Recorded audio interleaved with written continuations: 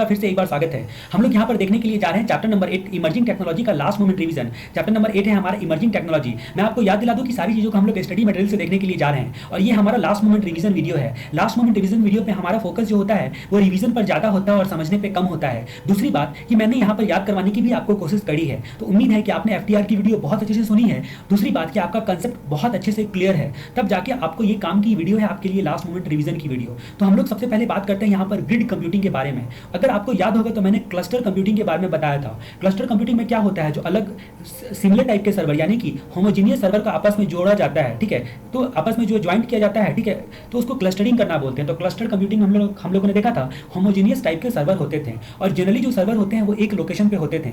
लेकिन grid computing में क्या होता है, ग्रिड कंप्यूटिंग में जो भी सर्वर होते हैं वो डिफरेंट काइंड के भी हो सकते हैं, यानी कि हेट्रोजीनियस सर्वर्स भी हो सकते हैं। हेट्रोजीनियस सर्वर को आपस में जो होते हैं वो आप जोड़ के रखते हो, हेट्रोजीनियस सर्वर को आपस में जोड़ के रखते हो। तो ये आपका जो होता है, ये जो आपका क्लस्टरिंग होता है ग्रिड कंप्यूटिंग में हेट्रोजीनियस सर्वर्स का, उसको आप क्या बोलते हो, ग्रिड कंप्यूटिंग बोलते हो। ये दो कंसेप्ट पर आधारित होता है, वर्चुअलाइजेशन के कंसेप्ट पर और दूसरा क्लस्टरिंग के कंसेप्ट पर। वर्चुअलाइजेशन प्लस क्लस्टरिंग के कंसेप्ट पर ग्रिड कंप्यूटिंग आपका आधारित होता है, ठीक है। तो यहाँ पर क्या होता है कि जो नेटवर्क होता है इन सर्वर्स के बीच में, उस पर को आपस में कम्युनिकेट करवाने के लिए और सारे कंप्यूटर जो है आपस में, जो भी कनेक्टेड कंप्यूटर हैं वो आपस में जुड़ के काम कर सके, उसके लिए आप एक एप्लीकेशन का यूज करते हैं, उसको मिडिलवेयर बोलते हैं। मिडिलवेयर का यहाँ पर यूज किया जाता है, ठीक है। जो भी ग्रिड कंप्यूटिंग में सॉफ्टवेयर लगते हैं, ठीक है, वो ऐसे सॉफ्टवेयर को ही लगाया जाता है जानबूझकर जिसको कई पीस ऑफ प्रोग्राम में डिवाइड किया जा सके, कई पीस ऑफ प्रोग्राम में बांटा जा सके, ताकि क्या होता है कि पीस ऑफ प्रोग्राम में बांटा जाएगा तो जो भी नेटवर्क के जो कंप्यूटर होंगे उन सब पर आप इस्तेमाल कर सकोगे, ठीक है। प्रॉब्लम ये होती है कि जो पीस ऑफ प्रोग्राम में बांटेगा तो कोई भी पीस अगर खराब हो गया, कोई भी पीस अगर फेल हो गया तो बाकी को इफेक्ट हो सकता है, ठीक है। मैंने बोला हो सकता है, जरूरी नहीं होगा, ठीक है। तो यहाँ पर हम लोगों ने ग्रिड कंप्यूटिंग के बारे में थोड़ा जायजा लिया। दो खासियत होती है ग्रिड कंप्यूटिंग के बारे में। पहली खासियत क्या होती है कि ये आपके जो अनयूज्ड कंप्यूटिंग पावर होता है उसका यूज करके रिटर्न ऑन इन्वेस्टमेंट को बढ़ाता है।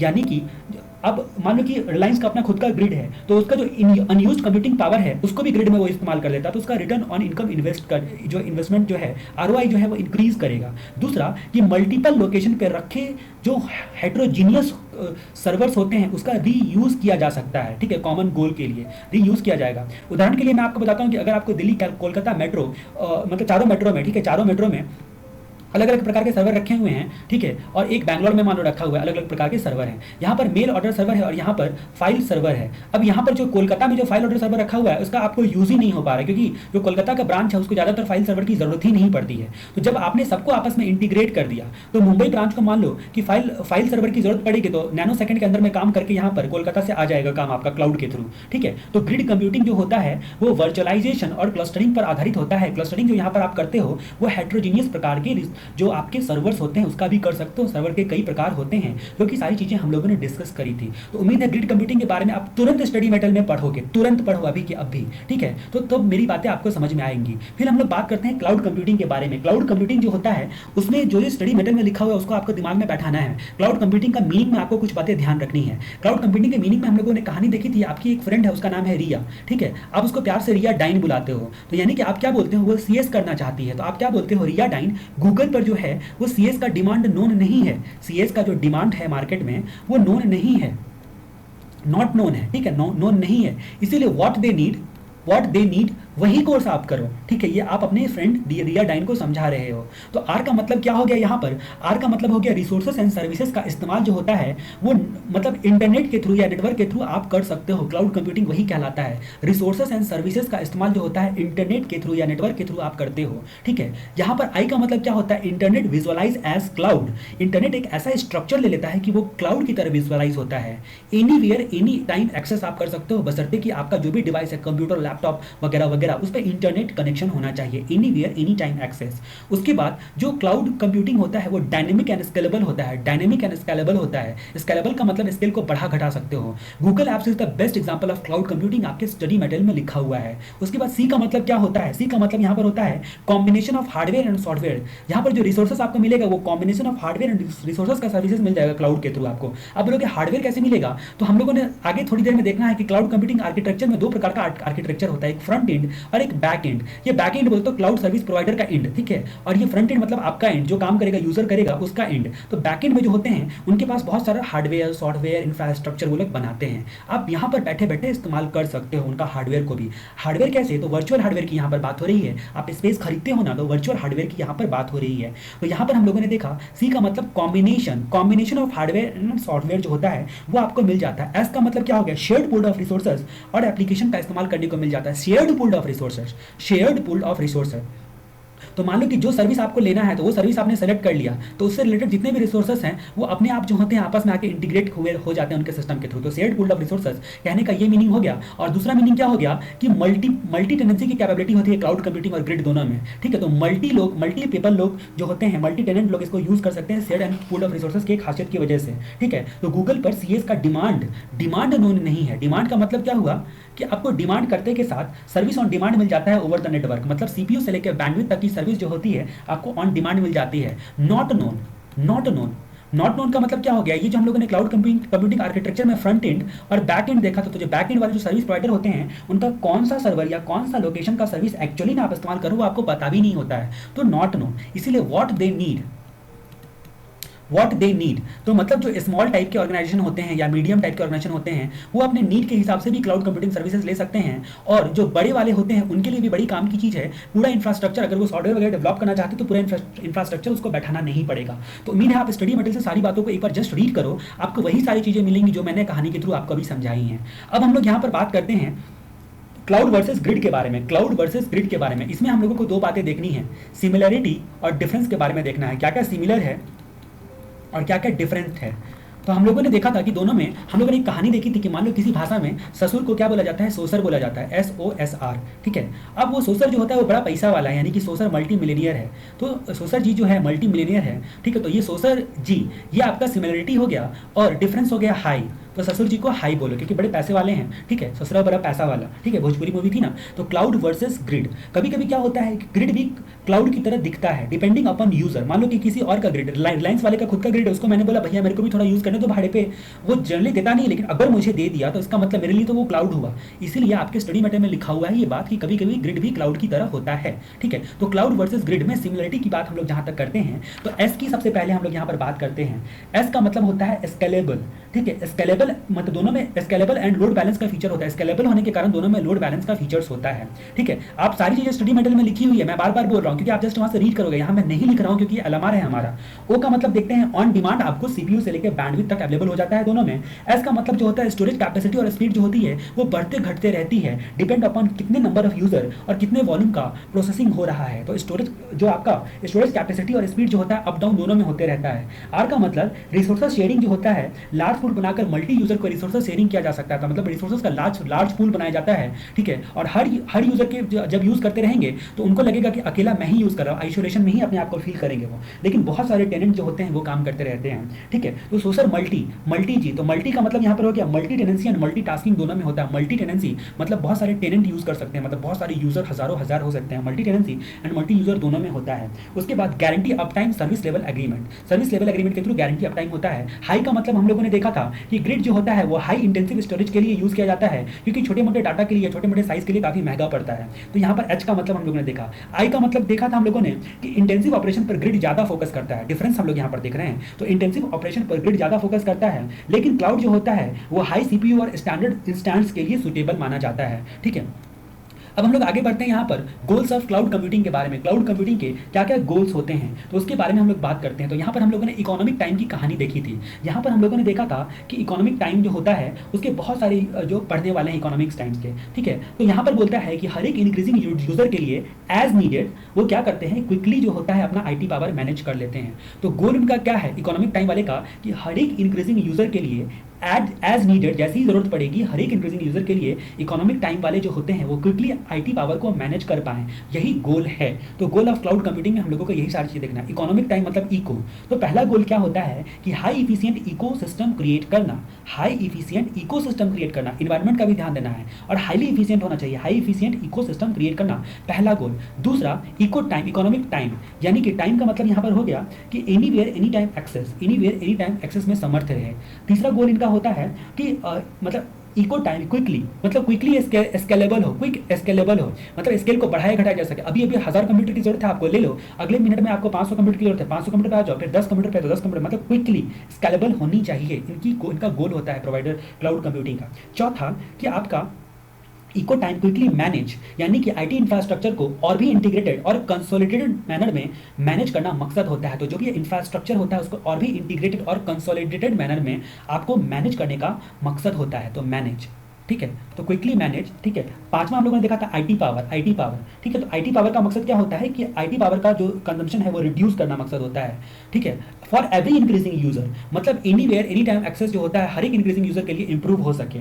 और सातवां एज नीडेड, एज नीडेड का मतलब क्या हुआ कि किसी भी सर्विसेज की जरूरत पड़ने पर अवेलेबल किया जा सके, तुरंत करवाया जा सके, ये सारे गोल होते हैं उनके। तो इस तरह से आप जस्ट एक बार रीड करो, देखो आपको याद हो जाएगा। क्लाउड कंप्यूटिंग आर्किटेक्चर, जो कि मैं बोल रहा था अभी तक, थोड़ी देर पहले तक मैं क्लाउड कंप्यूटिंग आर्किटेक्चर की चर्चा कर रहा था। फ्रंट एंड आर्किटेक्चर और बैक एंड आर्किटेक्चर होता है। फ्रंट एंड आर्किटेक्चर क्या होता है? फ्रंट एंड मतलब यूजर का एंड, और बैक एंड मतलब क्लाउड का एंड, मतलब क्लाउड इटसेल्फ को हम लोग बैक एंड बोलते हैं, ठीक है। मतलब क्या हुआ कि आपका मतलब दोनों आपस में फ्रंट एंड को और बैक एंड को आप इंटरेक्ट करवाओगे, तब जाके जो है वो क्लाउड का गोल पूरा हो पाएगा, सर्विस परफॉर्म हो पाएगा, ठीक है। दोनों बैक एंड और फ्रंट एंड आपस में इंटरनेट या फिर नेटवर्क के थ्रू जो होते हैं आपस में कनेक्ट किए जाते हैं, तभी जाके आपका क्लाउड कंप्यूटिंग फंक्शनल हो पाता है। फ्रंट एंड का मतलब क्या होता है? आपके मोबाइल में जैसे कि ऐप्स हो गया या ब्राउजर हो गया, ये ब्राउजर या ऐप्स जो होते हैं जिसके थ्रू आप इंटर कर सकते हो क्लाउड पे जाने के लिए, तो उसका आर्किटेक्चर डिजाइन करके उन सबको बना के आपको वही देते हैं, front end architecture. Back and architecture को क्लाउड इटसेल्फ कहा जाता है, मतलब कि उनका जो प्रोवाइडर लोग होते हैं, क्लाउड सर्विस प्रोवाइडर, उनके कई सारे कंप्यूटर लगे होते हैं, वहां पर कई पेरिफेरल्स लगे हुए होते हैं, कई सारे स्टोरेज सिस्टम लगा हुआ रहता है, कूलिंग मशीन लगा हुआ रहता है, ठीक है। उसके बाद सेंट्रल सर्विस कंट्रोल सिस्टम लगाया रहता है, ठीक है। तो वो पूरा का पूरा इंफ्रास्ट्रक्चर बनाए रखते हैं, ठीक है। तो पूरा का पूरा उनका सेंटर होता है, उसको हम लोग बैकएंड बोलते हैं। उनका आर्किटेक्चर कई मतलब खतरनाक तरीके का बहुत बड़ा होता है, बहुत सारे उसमें स्टोरेज होते हैं, कूलिंग के लिए जो है लगातार कई सारे कूलिंग डिवाइसेस चलते रहते हैं, एसी वेसी चलते रहती है, ठीक है। तो उनका आर्किटेक्चर बोलो तो बैक एंड आर्किटेक्चर, और जिस पर से यूजर काम करेगा फ्रंट एंड आर्किटेक्चर। तो क्लाउड कंप्यूटिंग आर्किटेक्चर दो प्रकार के फ्रंट एंड और बैक एंड होते हैं। क्लाउड कंप्यूटिंग एनवायरनमेंट के बारे में अब हम लोग चर्चा करते हैं। 4 प्रकार के क्लाउड होते हैं, प्राइवेट, पब्लिक, हाइब्रिड और कम्युनिटी क्लाउड। 4 प्रकार में आप जो होते हैं क्लाउड कंप्यूटिंग एनवायरनमेंट में 4 टाइप होते हैं। क्लाउड कंप्यूटिंग इन्वायरमेंट को आप बोलो तो टाइप बोल सकते हो, इन्वायरमेंट बोलो तो टाइप बोल सकते हो, ठीक है। तो यहाँ पर टाइप जो होते हैं 4 प्रकार के होते हैं, पब्लिक, प्राइवेट, हाइब्रिड और कम्युनिकेशन,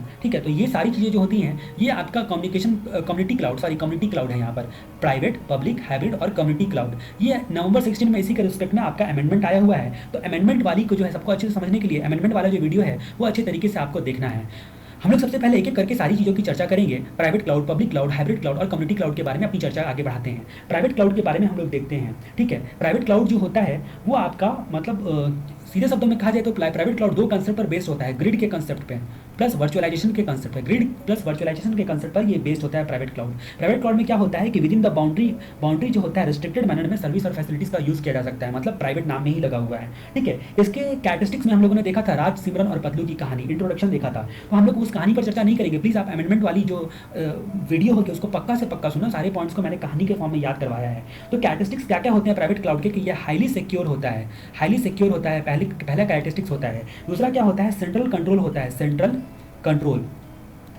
तो राज, सिमरन और पतलू, सिमरन का भाई, वो कहानी मैंने सुनाई थी यहाँ पर। उसी कहानी में पूरी वीक सर्विस लेवल एग्रीमेंट। अब क्या होता है कि इंटरनली यूज करना है तो सर्विस लेवल एग्रीमेंट, तो ये लोग उस पर विशेष ध्यान देते नहीं है, ठीक है। उसके बाद हम लोगों ने एडवांटेजेस एंड डिसएडवांटेजेस में देखा था यहाँ पर कि मतलब पतलू का लूज मोशन, ठीक है। तो कहानी में हम लोगों का आया था। तो एडवांटेजेस और डिसएडवांटेजेस, एडवांटेजेस और डिसएडवांटेजेस यानी कि लिमिटेशंस। एडवांटेज क्या क्या होता है? एवरेज सर्वर का भी ऑप्टिमल यूज कर लिया जाता है, मतलब स्मॉल इन साइज होता है नेटवर्क जो आपका होता है। सिक्योरिटी एंड प्राइवेसी जो होती है हर यूजर की प्रॉपर्ली बनी हुई होती है। उसके बाद डिसएडवांटेज क्या होता है? बजट कॉन्स्टेंट्स, क्योंकि प्राइवेट बनाना चाहते हो तो आपको महंगा पड़ेगा ही, और सर्विस लेवल एग्रीमेंट लूज होता है। यहाँ पर वीक सर्विस लेवल एग्रीमेंट बोला गया और यहाँ पर लूज सर्विस लेवल एग्रीमेंट बोला गया। प्राइवेट क्लाउड 2 प्रकार का होता है, ऑन प्रीमाइसेस और outsource private cloud. Private cloud 2 प्रकार का होता है, ऑन प्रीमाइसेस प्राइवेट क्लाउड और आउटसोर्स प्राइवेट क्लाउड। तो यहाँ पर ऑन प्रीमाइसेस प्राइवेट क्लाउड और आउटसोर्स प्राइवेट क्लाउड में हम लोगों को डिफरेंस देखना है कि एक्चुअली क्या डिफरेंस है। तो हम लोगों ने देखा था कि जो मतलब सिमरन का पापा जो था, सिमरन के फादर शाकाल यानी कि अमरीश पुरी, उसका लोकेशन पर डांस परफॉर्मेंस, ये वाली कहानी हम लोगों ने देखी थी डिफरेंस के थ्रू, ठीक है। तो इसमें हम लोगों ने देखा था कि कौन कौन से एस्पेक्ट से डिफरेंस देखा जा सकता है। तो हम लोगों ने यहाँ पर सबसे पहले देखा था कि ऑन प्रीमाइसेस में मैनेजमेंट कौन करेगा, ठीक है, और आउटसोर्स प्रीमाइसेस में, ठीक है। तो मैनेज ऑर्गेनाइजेशन खुद करता है ऑन प्रीमाइसेस में, और आउटसोर्स कर दिया प्राइवेट क्लाउड को, तो आउटसोर्स प्राइवेट क्लाउड से तो थर्ड पार्टी मैनेज करेगा। उसके बाद सर्विस लेवल एग्रीमेंट की जहाँ तक बात करते हैं तो ऑन प्रीमाइसेस में लूज होता है, और लेकिन आउटसोर्स करोगे तो स्ट्रिक्ट सर्विस लेवल एग्रीमेंट होता है। ठीक है, अब नेटवर्क का मैनेजमेंट कौन करेगा? नेटवर्क मैनेजमेंट की जहाँ तक बात आती है तो ऑन प्रीमाइसेस में आसान होता है, लेकिन आउटसोर्स में क्योंकि बहुत सारे यूजर होते हैं, इसलिए मतलब प्राइवेट भी हो गया तो उसमें भी आउटसोर्स कर दिया, तो उसका उनका उनका उनके पास जाके आप कैसे मैनेज कर पाओगे? तो नेटवर्क मैनेजमेंट थोड़ा कॉम्प्लेक्स माना जाता है। सिक्योरिटी एंड प्राइवेसी की जहाँ तक बात करते हैं तो ऑन प्रीमाइसेस जो होता है, अपने खुद के प्रीमाइसेस पे जो आप बना रहे हो तो अटैक से ज़्यादा रेजिस्टेंट होता है, लेकिन जो आउटसोर्स करते हो तो वो थोड़ा कम होगा, मतलब लेस सिक्योर होगा। ठीक है, उसके बाद लोकेशन, तो अगला पॉइंट है हमारा मतलब डाटा का लोकेशन। तो जो भी होता है आपका ऑन प्रीमाइसेस में जो होता है वो मतलब जो भी आपका खुद का सर्वर होता है, क्लाउड जो होता है, आपको पता होता है कि कहाँ पर एक्जैक्टली मेंटेन किया जा रहा है। ठीक है, और यहाँ पर आउटसोर्स प्राइवेट क्लाउड में क्या होता है कि सर्विस प्रोवाइडर के सर्वर पर मेंटेन किया जाता है। परफॉर्मेंस की जहाँ तक बात करते हैं तो यहाँ पर बोलता है कि ऑन प्रीमाइसेस क्लाउड में जैसा आपने खुद का रिसोर्सेज लगा के रखा है, पुराना वाला तो पुराना खराब परफॉर्मेंस देगा, मतलब जैसा रिसोर्सेज लगाया है उस पर डिपेंड करता है, उसके इफेक्टिवनेस पर डिपेंड करता है परफॉर्मेंस।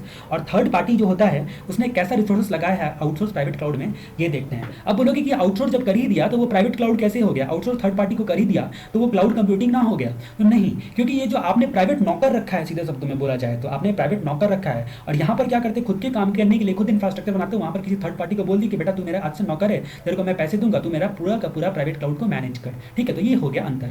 अब हम लोग बात करते हैं पब्लिक क्लाउड के बारे में। पब्लिक क्लाउड के बारे में हम लोगों ने अच्छे तरीके से डिस्कस किया था, मतलब ठीक है, गवर्नमेंट या थर्ड पार्टी या ऐसे प्रोवाइडर जो लोग होते हैं वो लोग पब्लिक क्लाउड होते हैं, मतलब इसमें पब्लिक जनरल पब्लिक इसको यूज कर सकते हैं इन क्लाउड सर्विसेज को। यहाँ पर कैरेक्टरिस्टिक्स में हम लोगों ने गजोदर चाचा का स्केल यान के बारे में देखा था। गजोदर चाचा जो स्केल का यान बनाते हैं उसके बारे में हम लोगों ने देखा था। तो सबसे पहला कैरेक्टरिस्टिक्स होता है कि यह हाईली स्केलेबल होता है, स्केल को बढ़ाया घटाया जा सकता है आपकी नीड के हिसाब से। ठीक है, उसके बाद बोलता है कि अफोर्डेबल होता है, तो डिजिटल चाचा का स्केल यान अफोर्डेबल भी था। ठीक है, तो अफोर्डेबल भी होता है क्योंकि पब्लिक क्लाउड की बात है तो इंटरनेट के थ्रू आप ले लेते हो, क्लाउड सर्विस अफोर्डेबल होता है, सस्ता पड़ता है। उसके बाद यहाँ पर बोलता है कि मतलब लेकिन ये लेस सिक्योर होता है। ठीक है, तीसरा पॉइंट बोलता है कि लेस सिक्योर होता है, तो ऑब्वियस ही बात है कि सिक्योरिटी तो इसमें कम होगी क्योंकि पब्लिक जो होता है पब्लिक एक्सेस है आपका क्लाउड पे। ठीक है, स्ट्रिक्ट सर्विस लेवल एग्रीमेंट होता है, स्ट्रिक्ट सर्विस लेवल एग्रीमेंट होता है, मतलब ये सर्विस लेवल एग्रीमेंट पे ही एक्चुअली टिका होता है पब्लिक क्लाउड। ठीक है, तो स्ट्रिक्ट सर्विस लेवल एग्रीमेंट होता है। अब हम लोग एडवांटेजेस एंड डिसएडवांटेजेस की बात करते हैं। जहाँ तक एडवांटेजेस के बारे में देखते हैं तो सबसे पहला खासियत यही हो गया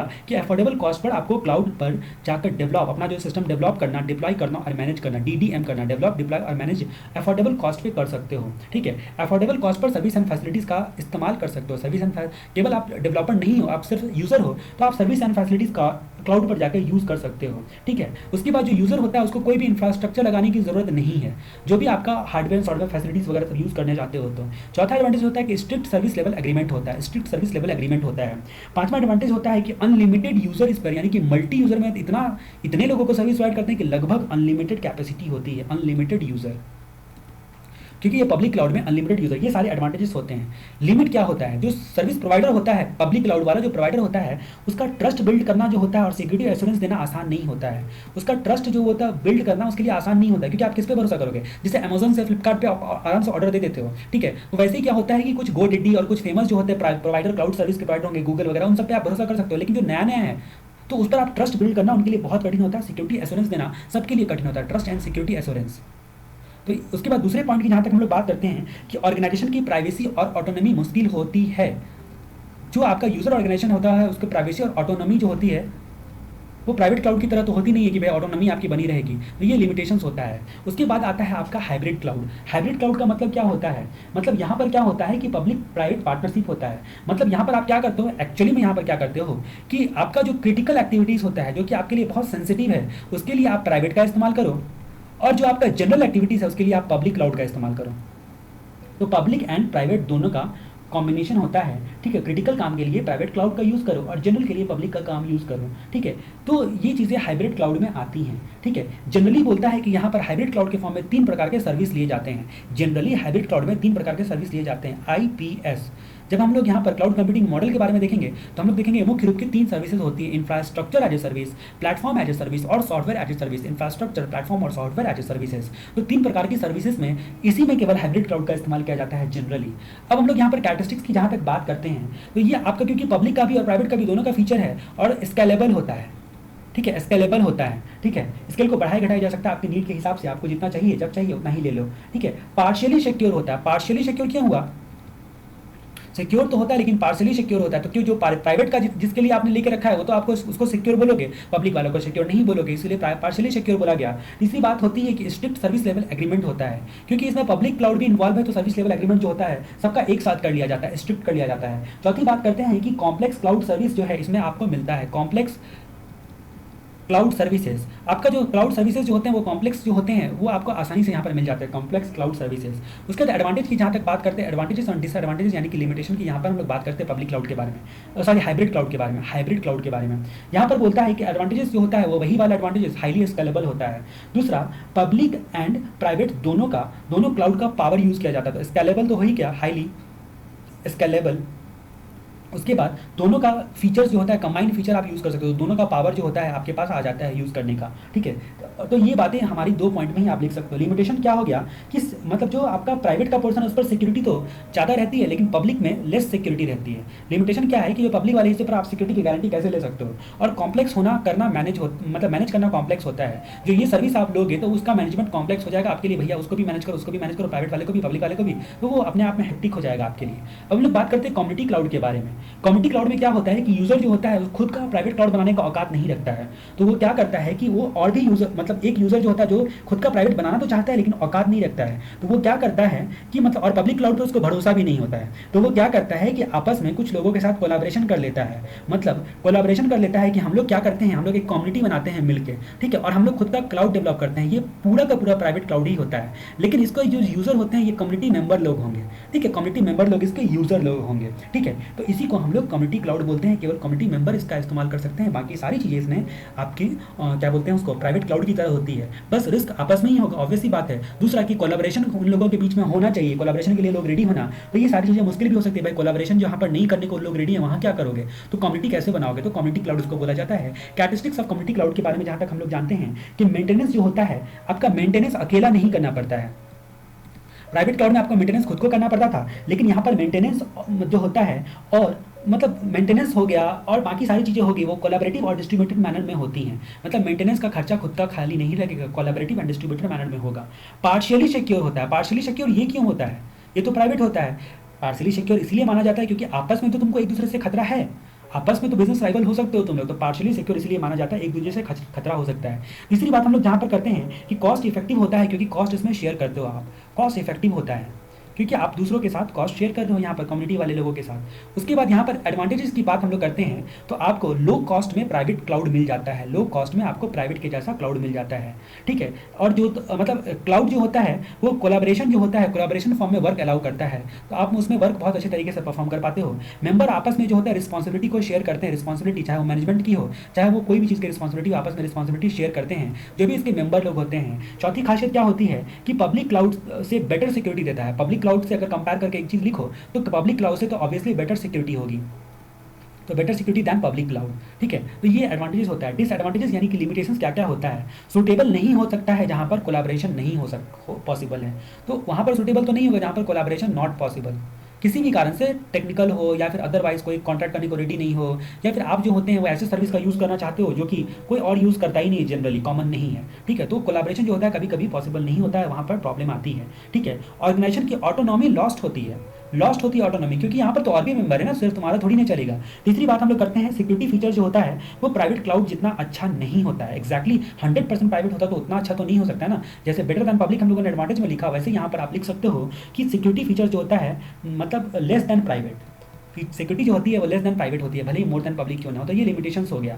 अब हम लोग बात जहाँ तक करते हैं क्लाउड कंप्यूटिंग सर्विस मॉडल के बारे में, क्लाउड कंप्यूटिंग सर्विस मॉडल के बारे में, तो ये मॉडल याद आते के साथ आपको एक चीज़ याद आना चाहिए कि 3 प्रकार का जो सर्विस होता है उसको बेसिक सर्विस बोला जाता है। ये बेसिक सर्विस किसने बोला, इन 3 प्रकार के सर्विस को बेसिक सर्विस बोला national institute of standard and Technology ने, NIST ने, ठीक है, National institute of standard and Technology ने, निस्ट ने बोला। आप इतना भी लिखते हो एग्जाम में तो आपको मतलब चलेगा, ठीक है, फुल फॉर्म लिखना हर बार जरूरी नहीं है। National Institute for Standard and Technology ने 3 प्रकार के सर्विसेज को यहाँ पर 3 प्रकार के मॉडल को बेसिक बताया है, बेसिक सर्विस बताया है।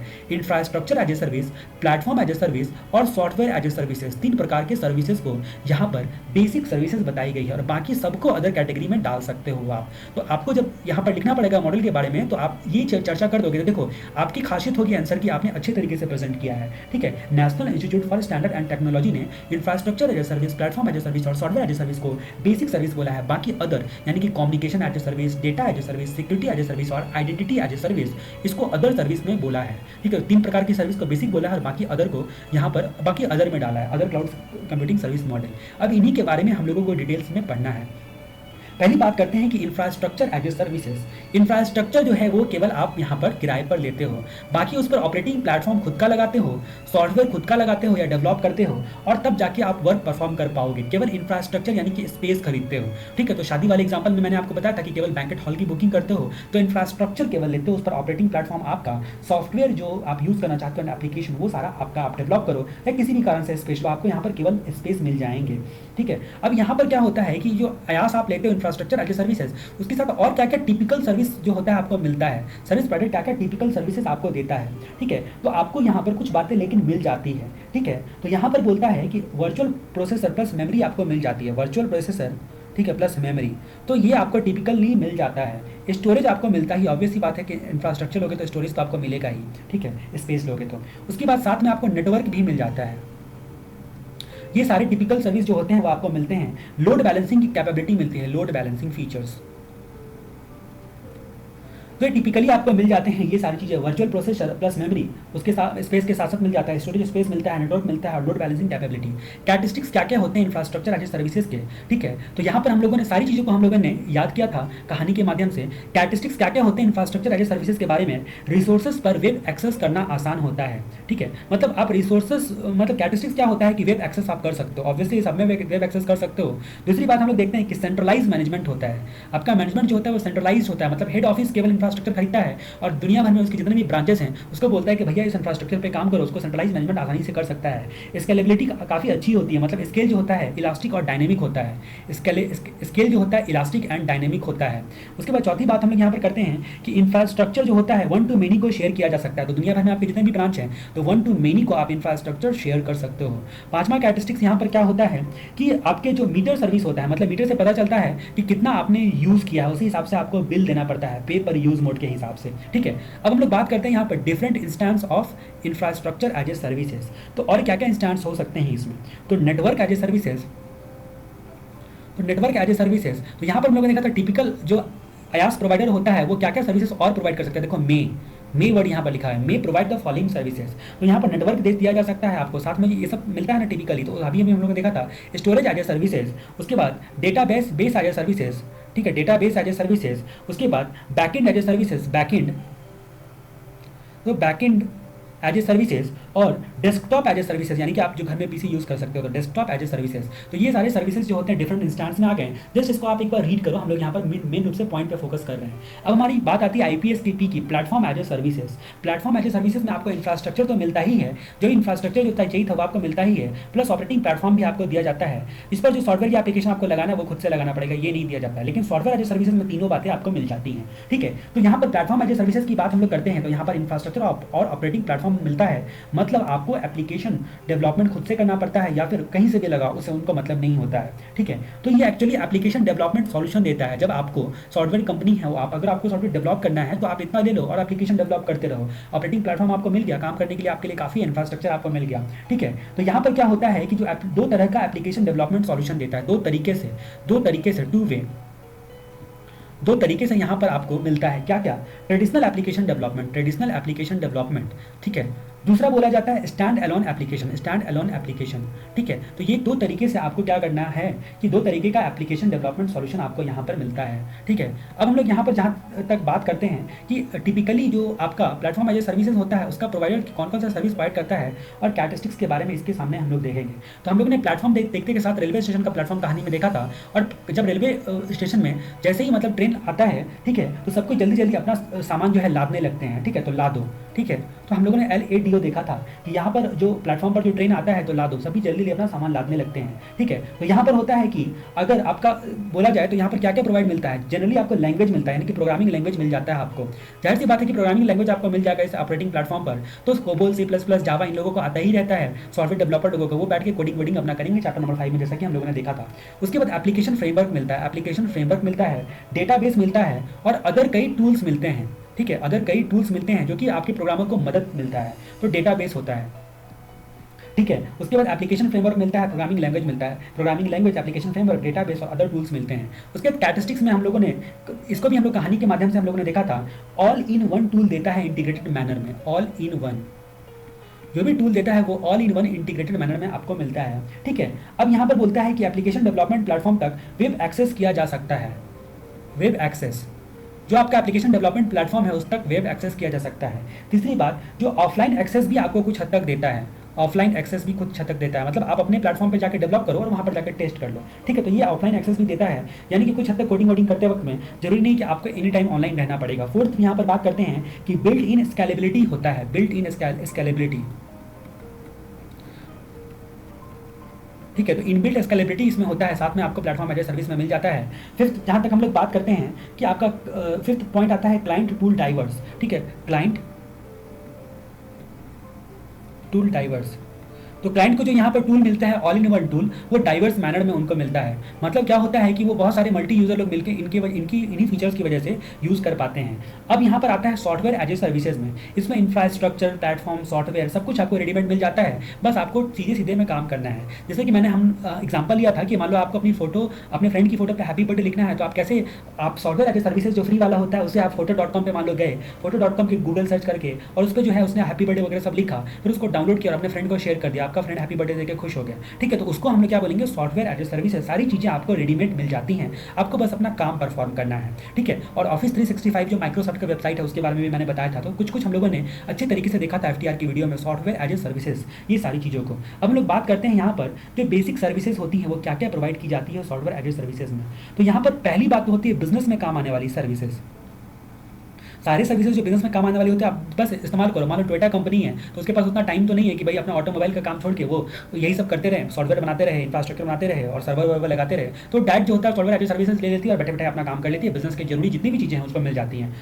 उसके बाद होता है सोशल नेटवर्क। सोशल नेटवर्क दूसरा सर्विस जो होता है, सोशल नेटवर्क वाले जो वेब 2.0 ये सब हम लोग अभी देखने वाले हैं, तो सोशल नेटवर्क की चर्चा हम लोग डिटेल में करेंगे। डॉक्यूमेंट मैनेजमेंट, तो आपको DBMS वगैरह सब जो है उनको अलग से लगाने की जरूरत नहीं पड़ती, डॉक्यूमेंट मैनेजमेंट आपका प्रॉपर्ली हो जाता है। मेल सर्विसेज, तो जो भी सर्वर होते हैं मेल ऑर्डर सर्वर, इससे जो होता है आप लाखों लोगों को एक साथ जो है मेल आप भेज सकते हो, तो मेल सर्विसेज वगैरह सब यहाँ पर मिलता है।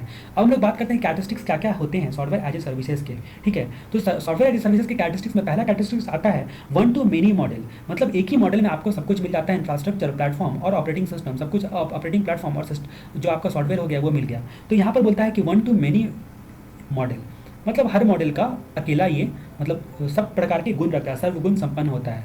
इसमें भी वेब एक्सेस, तो तीनों में अब तक वेब एक्सेस का फीचर्स हम लोगों ने देख ही लिया। उसके बाद centralise management, infrastructure as a service में भी हम लोगों ने सेंट्रलाइज मैनेजमेंट देखा था। उसके बाद मल्टी डिवाइस सपोर्ट, कोई भी डिवाइस से आप जो है ये काम कर सकते हो, टैबलेट हो, कंप्यूटर हो, मोबाइल हो। ठीक है, तो multi device support, multi device support ये भी कैरेक्टरिस्टिक्स होता है। पांचवा कैरेक्टरिस्टिक्स होता है बेटर स्केलेबिलिटी, तो ये भी हम लोगों ने सब में लगभग देख लिया कि स्केलेबिलिटी अच्छी होती है। छठा हम लोगों ने देखा हाई अवेलेबिलिटी, मतलब बहुत अच्छे तरीके से बहुत तरह का, हज़ारों तरह का सॉफ्टवेयर आपको मिल जाता है। ठीक है, और सातवां नंबर पॉइंट जो होता है वो API, यानी कि API इंटीग्रेट करके देता है, यानी कि एप्लीकेशन प्रोग्राम इंटरफेस को इंटीग्रेट करके देता है। मतलब बहुत सारे एप्लीकेशन, मान लो किसी पर्टिकुलर सर्विस आपको लेना है, उसमें 2-3 तरह का एप्लीकेशन जो होता है वो आपको लगेगा, तो ये इंटीग्रेट करके आपको दे देगा। तो कैरेक्टरिस्टिक्स हम लोगों ने देखा। अब हम लोग डिफरेंट इंस्टेंस देखते हैं। तो डिफरेंट इंस्टेंस में होता है कि सॉफ्टवेयर केवल आपको बना के नहीं, आपको उसको टेस्ट करने के लिए भी सर्विसेज देता है, तो टेस्टिंग एज ए सर्विसेज। ठीक है, टेस्टिंग करने के लिए भी आपको देता है। API as a services, API as a services, तो API एज ए सर्विसेज का मतलब क्या हो गया, application program interface, application program interface as a services. उसके बाद email as a services, email as a services, तो यहाँ पर भी हम लोगों ने देखा था सोशल नेटवर्किंग, डॉक्यूमेंटेशन और मेल सर्विसेज। ठीक है, और बिजनेस में काम आने वाली सर्विसेज, ये सारी चीज़ें हम लोगों ने देखी, तो उसी का email as a services different instance में हम लोगों ने देखा। अब हम लोग यहाँ पर अदर क्लाउड सर्विस मॉडल के बारे में चर्चा करते हैं। अदर क्लाउड सर्विस मॉडल आपका क्या क्या होता है, तो यहाँ पर आपका होता है 4 प्रकार के, communication as a services, security as a services, data as a services और आइडेंटिटी एज ए सर्विसेज। तो यहाँ पर हम लोग बात करते हैं कि क्या बोलते हैं, अदर क्लाउड कंप्यूटिंग को जस्ट एक बार आपको रीड करना है, ठीक है। Other cloud computing service model को प्लीज़ आप खुद से एक बार रीड कर लो जस्ट। या फिर एफटीआर की वीडियो आपने सुनी होगी तो अमेंडमेंट वाली वीडियो में भी ये सारी चीज़ें आती हैं, ठीक है। अब हम लोग बात करते हैं कैरेक्टरिस्टिक्स ऑफ क्लाउड कंप्यूटिंग के बारे में। क्लाउड कंप्यूटिंग के क्या क्या कैरेक्टरिस्टिक्स होते हैं। तो कैरेक्टरिस्टिक्स और क्लाउड कंप्यूटिंग जब दोनों एक साथ आएगा तो चाचा लोगों को कंप्यूटर सिखाने के लिए, जो सरकारी नौकरी जो लोग थे, चाचा लोग बैंक में काम करते थे, वो देखो कितना स्लो काम करते, क्योंकि उनको बहुत लेट से कंप्यूटर सिखाया गया, क्योंकि उनके ज़माने में वो सारी चीज़ें होती नहीं थी। तो चाचा, तो उस कैरेक्टरिस्टिक्स का CHA को आप जुड़ा लो। उससे आपको याद करना है कि चाचा लोग जो होते हैं उसका हाई एज होता है, चाचा लोग जो होते हैं उनका हाई एज होता है। अब हाई एज होगा तो अच्छी अच्छी बातें उनसे सीखने को मिल जाएंगी, तो हाई शेयर करते हैं वो लोग, हाई एज हाई शेयर। लेकिन को आप पर बोलोगे, ठीक है, पर हाई एज हाई शेयर करेंगे, लेकिन पर अगर उन्होंने वर्चुअल परफॉर्मेंस मेंटेन किया है तो, वर्चुअल परफॉर्मेंस मेंटेन किया है तो, हाई एज हाई शेयर पर वर्चुअल परफॉर्मेंस मेंटेन किया है तो इस तरह से हमारी आती है। हाई का मतलब हाई स्केलेबिलिटी, पहला हम लोगों का स्केलेबिलिटी आता है। एज का मतलब एजिलिटी, एजिलिटी मतलब क्या होता है कि कैपेबिलिटी, जो रिस्पॉन्सिवनेस की कैपेबिलिटी, मतलब डिमांड पे ही आपको मिल जाएगा। तो कैरेक्टरिस्टिक्स दूसरा होता है कि एजिलिटी होती है, मतलब रिस्पॉन्सिवनेस होता है, ठीक है। तो हाई का मतलब हाई स्केलेबिलिटी, दूसरे हाई का मतलब हाई अवेलेबिलिटी एंड रिलायबिलिटी, मतलब high availability and reliability advantage होता है। शेयर का मतलब मल्टी शेयरिंग, पर का मतलब paper use mode, virtual performance यानी कि वर्चुअलाइजेशन, उसके बाद परफॉर्मेंस का मतलब परफॉर्मेंस और मेंटेनेंस, ठीक है। तो ये सारे कुछ पॉइंट्स होंगे। अब हम लोग बात करते हैं advantages of cloud computing. Advantages क्या क्या होते हैं क्लाउड कंप्यूटिंग में, ठीक है। तो यहाँ पर बोलता है कि आपका सबसे पहला एडवांटेज होता है कि कम कॉस्ट में आपको मिल जाता है, कम कॉस्ट में मिल जाता है, यानी कि कॉस्ट इफिशियंसी। पहला एडवांटेज ही आपका हो गया कॉस्ट इफिशियंसी, ठीक है, ऑब्वियसली। दूसरा हो गया कि ऑलमोस्ट अनलिमिटेड स्टोरेज, ऑलमोस्ट, ठीक है, जैसे यूट्यूब पे कैसे अनलिमिटेड स्टोरेज ऑलमोस्ट है, तो ऑलमोस्ट अनलिमिटेड स्टोरेज। दूसरा बैकअप एंड रिकवरी, ये इनके सर्विस में, क्लाउड सर्विस में इंक्लूड होता है बैकअप एंड रिकवरी, वो बैकअप भी रखते हैं।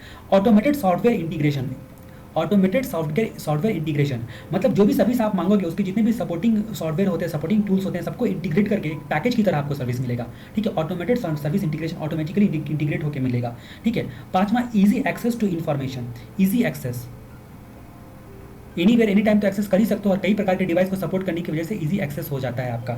छठी में हम लोग बात करते हैं क्विक डिप्लॉयमेंट, ठीक है। मतलब क्विक डिप्लॉयमेंट का मतलब क्या हो गया, क्विकली आप तुरंत रजिस्टर करोगे, अभी अभी आपको चाहिए तो आप तुरंत जाकर रजिस्टर करो और तुरंत आपको डिप्लॉय मिल जाएगा, कुछ ही घंटों में आपको सारे सर्विसेज हाजिर हो जाएंगे, ठीक है, जिन्न की तरह। तो क्विक डिप्लॉयमेंट, ठीक है। तो ये सारे कुछ एडवांटेजेस होते हैं क्लाउड कंप्यूटिंग के। Issues related to cloud computing हम लोग अगले वीडियो में देखेंगे।